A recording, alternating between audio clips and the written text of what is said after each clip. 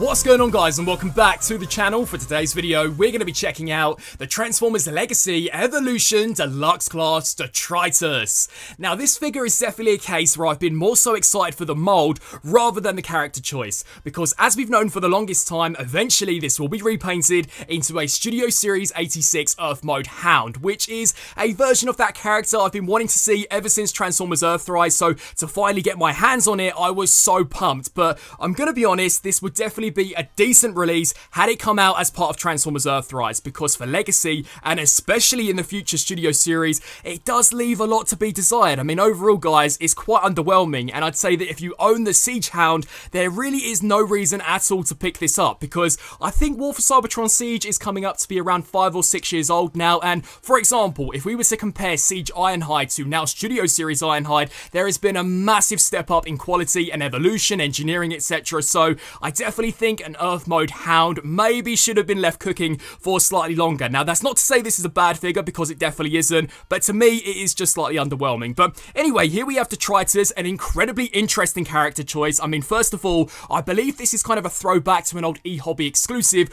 which back in the day, surprisingly, was a repaint of G1 Hound. So kind of cool to see a slightly more affordable version of this guy to add to the collection. And he's also a Junkion and a Mercenary, which is why you'll see both an Autobot logo and a Decepticon insignia once we check him out in vehicle mode. But as you can see, as soon as you check this guy out, you can straight away tell that he is just a very minor retool of Siege Hound. They really haven't changed too much. So basically the head, the chest, the shins, and this windshield are brand new. Besides that, everything else you're seeing is directly taken from Siege Hound. Even the transformation is basically a direct carbon copy. So yeah, not too great, but we do get some pretty decent detail packed into the chin. Because he's a Junkion, you know, he does look very similar to the likes of Wreck-Gar and, you know, some of the Evo-Fusion Junkions where they all kind of have facial hair. So that's a pretty nice throwback. I also love the chest design. Basically anything which is brand new does look great, which is why I do just think there is so much missed opportunity here. And I'm also not the biggest fan of this kind of off color they've used for the torso and the thighs. I kind of get what they were going for, but personally it does just look like an old War for Cybertron figure which is massively yellowed, because as you guys all know, there are so many of those that we have in our collection. So yeah, maybe had they just swapped this out for beige, I think overall that would have looked a little better. But that's basically his robot mode. Now, in terms of articulation, the head's on a ball joint, so it will look left to right. The shoulders can rotate the full 360, hinge out to the sides. I will say all of the joints on this guy feel fantastic, but in terms of plastic, he does feel significantly lighter when in comparison to Siege Hound. Now, I'm not sure if they're using a cheaper plastic or if it's to do with that this time round, he doesn't have that massive roll cage that we saw with the Siege version. Maybe that's got to do with why he feels so light, but yeah, there definitely is a huge difference. But anyway, here for the biceps, these can rotate the full 360. We do get 90-degree packed into the elbow. Wrist rotation, a fantastic waist joint, some awesome hip joints which can go forwards, backwards, as well as out to the sides. We get a thigh rotation, as well as an amazing hinge joint packed into the knee. I mean, that can go way past 90, and because more or less this is a Siege retool, bang, we do get a fantastic range packed into the ankle. So overall, articulation is decent in terms of the way he looks. He's definitely not bad looking, but I do just think there is so much missed opportunity here, because for an Earth Mode Hound, I definitely would have expected something a little more impressive, maybe even a Voyager. I think had they bumped him up to Voyager, that would have been wicked. Not only would a robot mode look slightly better, but the vehicle mode would have come with all of the bells and whistles that we even saw with the original G1 toy. Which, talking of, let's check out his accessories. Now, these are actually kind of important to Detritus because he's a mercenary. He's kind of well known for his arsenal.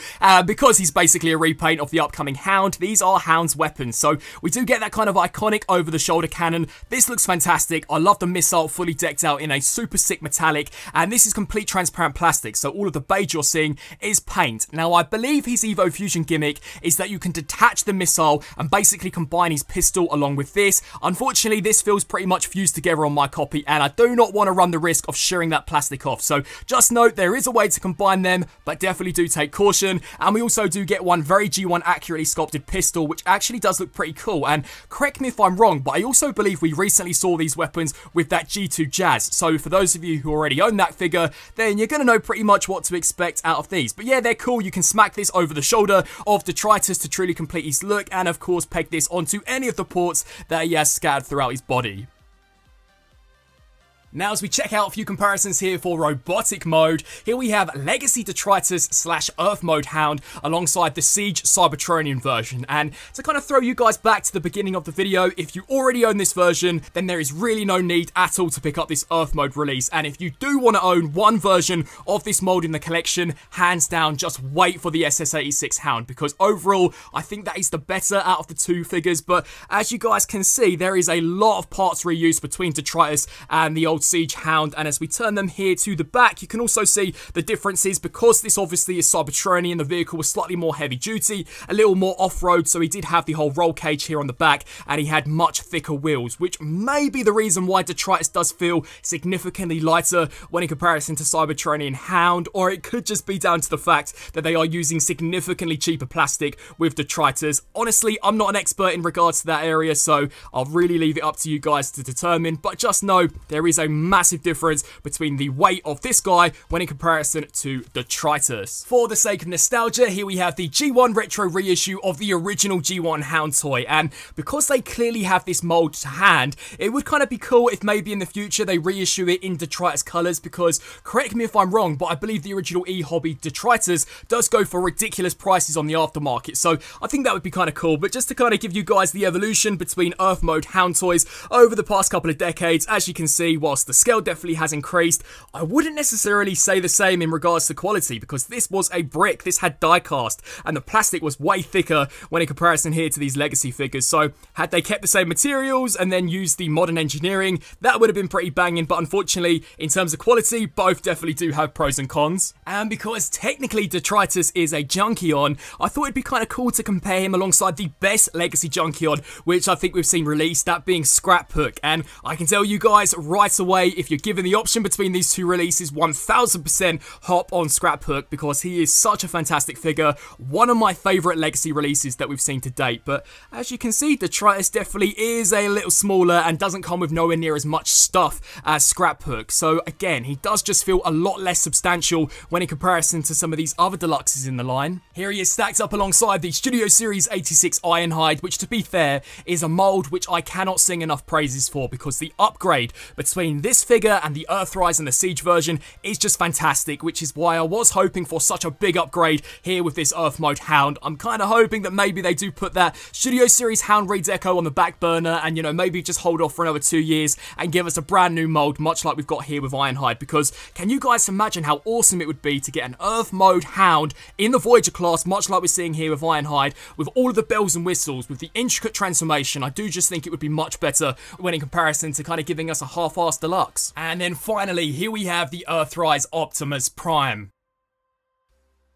Now, as we get stuck into Detritus' transformation, as I've kind of alluded to, incredibly uninspired. I mean, it's basically just a slightly stripped down version of what we saw from Siege. So to kickstart things off with, you are going to want to come here to the back, take this panel and just kind of rest it on the back of his head. Again, had this been a Voyager or a brand new mold, I'm certain they would have been able to find a way to have concealed this. But then take the windscreen and lift it upwards, I'd say roughly to about that degree. We can then come here to the biceps, rotate these inwards on both sides, and then detach the shoulders away from the chest unit. Now, once you've done that, that does allow you to lift this entire assembly upwards. Make sure again that stays down, and then we can take the windshield and just snap it into those ports. Now, because the shoulders are exactly the same to the ones we saw from Siege, they still retain the blast effect ports. So these are going to kind of gently soft click into this middle piece. So just snap them in there. We can then come down here to the legs, take this wheel and basically just extend all of this here outwards. If you own Siege Hound, you're going to know exactly how this works. And then take what was originally the knee joint and basically just collapse it in upon itself. So collapse all of this section here down. We can then take this tab and smack it into a slot on the inside of this piece. So peg that in there. Do the exact same here for this side. So fold that knee in upon itself all the way down like that, and then just snap that section in there. Come here to the rear of the truck, snap this piece in, take the toes, snap these down. Very lazy in my opinion. And then on the front of the forearms, we get a slot which will peg itself into that tab. So snap that in there and do the same there for that side. And bang! Here we have Detritus fully transformed into, I believe, a Mitsubishi Jeep, although because it's a retool, I don't believe it's officially licensed, nor does it look too great, but I do like the new tooling. I mean, for example, the entire front of the Jeep looks fantastic, and I also do like this windshield that we have, but as you guys can see, in terms of the back of the vehicle, it does leave a lot to be desired. I mean, it has this huge chunk, which is kind of missing on the underside. I'm not the biggest fan of how the toes still are pretty obvious in terms of vehicle mode, and there is next to no internal detail packed into the dashboard or onto the seat, unlike what we've seen with some of the other Legacy Evolution figures, and we still do retain the junk that was just kind of hanging on the underside of the original Siege version. So yeah, this is most definitely a mold which I personally believe needs an update, and in terms of weapon storage, you basically take his blasters and pack them here into the rear of the truck, which, to be honest, I think looks slightly better than leaving them off, because it makes it look slightly more interesting here. I mean, we don't even get any tail light detail, which again is something I believe we saw with the Siege version, but yeah, that is pretty much his truck mode. Now, as we check out a few comparisons in vehicular mode, here we have Legacy Detritus alongside that Siege Hound. And as I said previously, no competition in my eyes. This is a much better looking vehicle. It's way more cohesive. I mean, the detailing packed here into the back, I'd argue, is vastly superior when in comparison to this new Legacy Detritus. It does just look much better. I mean, the entire rear of the truck was kind of covered up by this additional panel, whereas on this one, you do retain that massive gap.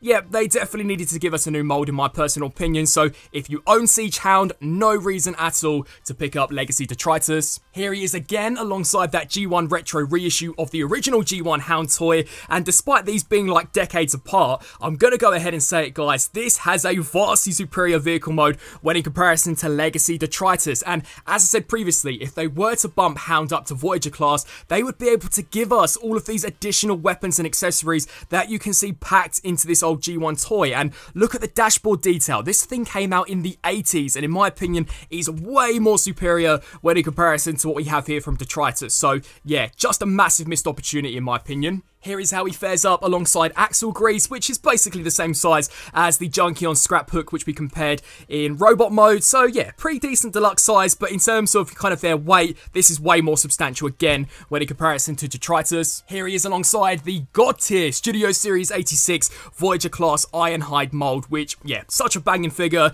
Literally cannot praise it enough. It is so awesome. So yeah, we need the same treatment applied here to Hound 1000%. And then finally the Earthrise Optimus Prime, and to be fair, in terms of scale, they actually pair up pretty nicely, which is why I again am kind of hoping we see something similar applied to this guy as we saw with Ironhide. Just keep the scale of this figure, but make it so much better. Pack in all of the bells and whistles by bumping it up to that Voyager class price point, and I think you'd have the best version of a G1 Hound ever officially produced. To see them release this in 2023, despite Siege Hound coming out in 2018, I personally do just think is kind of lazy and a little bit insultive. And so, wrapping up on this review for the Legacy Evolution Detritus. As I'm sure you guys may have been able to gather, I think this is a massive missed opportunity. Had this mold released around the time of Earthrise, then it would have been possible, but for Legacy Evolution and soon to be Studio Series, this is a massive pass. This should have been at the very least an extensive retool of the Siege Hound and not just a minor one. There are so many missed opportunities, especially for the robot mode. I mean, it could have been so much better than it is. I'm also not the biggest fan of kind of the yellowed colour they've packed into the thighs. To me, it does just look like it's hugely discoloured. I would have personally preferred had they stuck to beige, like we can see primarily throughout this guy. Yeah, this is a massive pass. I'm going to be honest, this may in fact be one of the weakest Legacy Evolution figures which I've checked out so far, and it's definitely the weakest out of Wave 4. So you can give this a miss 1000%, and if you own Siege Hound, then yeah, don't even think about picking this up. I'd love to get your thoughts down in the comment section below. Do you guys think my criticisms are justified, or do you think I'm perhaps being a little too harsh on this particular figure? Sound off down below, and until my next review, I'll see you then. Thanks for watching.